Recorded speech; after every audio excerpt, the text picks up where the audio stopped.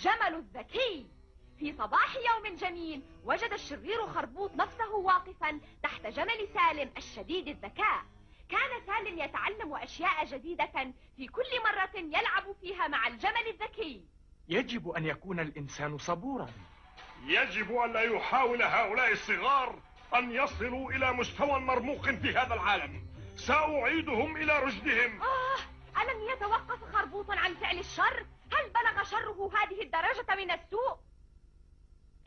استعمل خربوط جهاز تغيير الكلمات وأسقط النقطة من تحت حرف الجيم، فتحولت الكلمة جمل إلى الكلمة حمل.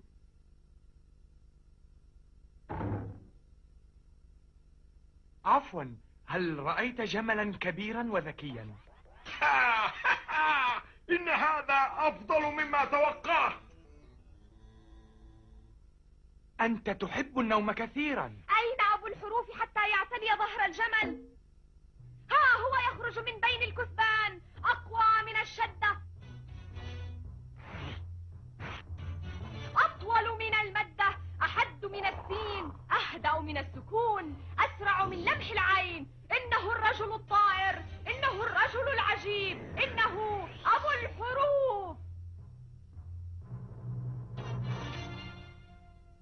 مرحبا، أنا أبو الحروف.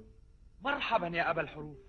إنه لا يتكلم. ينزع أبو الحروف نقطة من قميصه ويضعها تحت حرف الحاء في كلمة حمل، فيتحول الحمل إلى جمل مرة أخرى.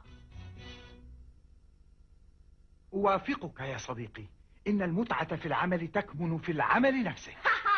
الشرير خربوط غاضب جدا. لقد أفسد أبو الحروف متعتي. سأختفي وأعود مرة أخرى. هل يعود خربوط مرة أخرى؟ سنرى ذلك في الحلقة القادمة من مغامرات